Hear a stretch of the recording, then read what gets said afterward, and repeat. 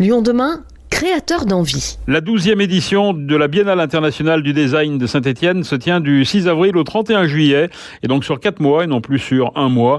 L'événement a dû être retardé d'1 an en raison de la pandémie. 4 mois d'exposition, d'animation, d'événements culturels, d'expériences, de conférences sur le site de la Cité du Design, bien sûr, mais aussi dans toute la ville de Saint-Étienne et jusqu'en région lyonnaise. La thématique choisie, les bifurcations, autrement dit, les intersections, les croisées de chemin, les virages stratégiques plus ou moins voulus. Thème qui avait été choisi avant que l'on ne parle du Covid-19. Olivier Péricot est le directeur de la recherche à la Cité du Design et directeur scientifique de la Biennale. Alors on a choisi le thème des bifurcations parce qu'on est dans une période évidemment qui ne vous a pas échappé. On est face à un mur et il va falloir tourner, et il va falloir bifurquer sur nos comportements, sur notre façon de consommer, sur les modes de vie. Le design là-dedans, qu'est-ce qu'il peut faire ? On se pose la question, est-ce que c'est un outil qui est pensé pour ça ? Est-ce que c'est un lieu pour réfléchir, une façon de réfléchir, etc. Très concrètement, qu'est-ce qu'on va voir ? Cette exposition majeure, on va dire, sur le site de Saint-Étienne. Il y a 3 grandes expositions, dont une sur la domesticité, l'habitat, et ce point de départ finalement qu'on a tous vécu de confinement chez soi, et comment on bifurque chez soi, qu'on a confié à des commissaires anglaises, qui sont des historiennes du design. On a une exposition sur l'automobile, très gros objet, hyper présent mondialement, 1,2 milliard de voitures. Comment on bifurque avec un objet comme ça, qui est entièrement ramifié, entièrement structuré dans la société, qui produit les formes de nos environnements, de nos métropoles, de nos pays, de nos villes. Qu'est-ce qui se passe quand on essaye de bouger avec ça ? Donc il faut en refaire une biographie. On a une exposition de grand format sur l'Afrique, évidemment, puisque c'est là sur les villes africaines et sur les pays africains, portée par Franck Mundegla. Et puis on va avoir des expositions qui sont plus des expositions questionnantes pour l'apprentissage, sur les objets liés au corps, vu du point de vue du design industriel. Florian Trollet, designer chez Salomon, qui nous apporte son expertise sur ce sujet-là. Et puis on va avoir des expositions qui vont débattre du design ou être purement expérimentales, comme la maison Soustraire, une maison en réduction. La Biennale, on sait, déborde largement de Saint-Étienne, jusqu'à Lyon. Alors les Lyonnais, qu'est-ce qu'ils vont pouvoir voir ? Sur Lyon, il va y avoir des événements qui sont en lien avec les grandes institutions lyonnaises, comme le musée des Confluences, comme le musée d'art moderne, des lieux comme la Galerie Tator, qui ont une pratique ancienne avec le design et puis en relation avec la Biennale. Donc voilà pour l'essentiel. Également quelques conférences qui vont se tenir ici. Puis bon, Saint-Étienne, c'est très proche de Lyon, donc il y aura moyen de venir écouter les nombreuses programmations de la Biennale pour les Lyonnais, puisque c'est à quelques minutes en voiture. Voilà.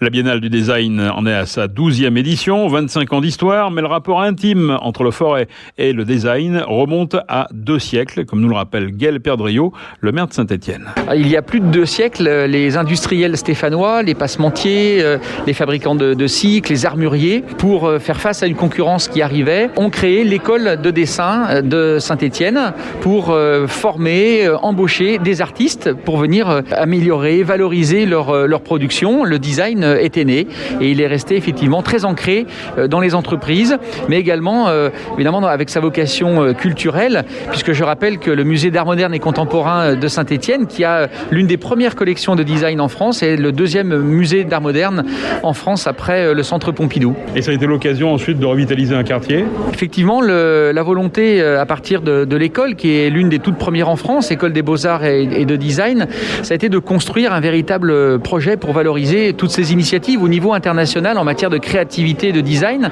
pour expliquer tout simplement d'abord ce qui se fait de mieux dans le monde à un moment donné. C'est l'occasion de la Biennale et de cette 12e édition sur le thème des bifurcations, et puis de régénérer effectivement l'ancien quartier de la manufacture d'armes, qui aujourd'hui devient presque trop petit sur ces 7 hectares, avec à ce jour plus de 2000 étudiants, 300 chercheurs, plus de 150 startups, et un projet très important porté par la métropole et la Cité du Design, Cité 2025, qui sera présenté d'ailleurs à l'occasion de la Biennale, avec plus de 60 millions d'euros d'investissement pour véritablement ouvrir le quartier, l'ancien quartier militaire sur la ville et sur la région, et puis également faire en sorte que tous les acteurs qui y travaillent aujourd'hui, qui sont des forces de créativité, puissent mettre en synergie leurs compétences. Bifurcation, alors le thème a été choisi assez paradoxalement avant tout ce qu'on a connu, c'est ça, mais finalement ça tombe bien. Oui, c'est vrai que c'était un peu visionnaire. Les bifurcations, elles s'imposent à nous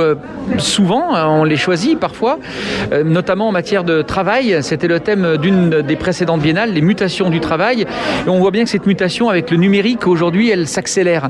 La révolution industrielle, sur 2 siècles et demi, a laissé le temps, finalement, à chaque individu de terminer sa carrière professionnelle, de se former pour s'adapter. Et puis, le système social permettait de s'occuper de ceux qui n'en étaient pas capables, parce qu'encore une fois, à l'échelle d'une vie, c'était largement supportable. Avec le numérique, c'est à l'intérieur d'une seule et même vie, plusieurs mutations qu'il faudra opérer.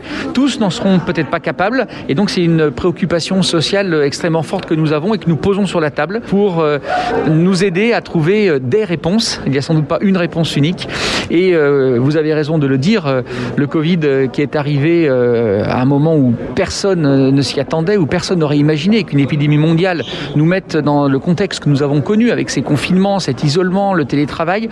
Eh bien là aussi, c'est une bifurcation dans beaucoup de domaines finalement de notre vie professionnelle, notre vie personnelle.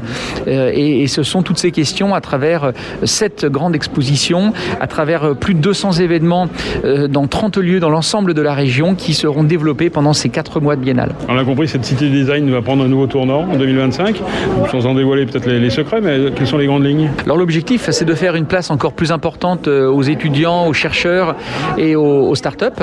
Et c'est également d'ouvrir ce quartier sur la ville avec un hôtel, avec des commerces, avec le Centre national du design qui a décidé d'y installer la Galerie nationale du design. Ça veut dire des expositions tout au long de l'année qui sont organisées par les plus grands noms du design français. La Biennale internationale du design de Saint-Étienne du 6 avril au 31 juillet, 7 grandes expositions à la Cité du Design, mais aussi 220 événements répartis sur toute la métropole stéphanoise.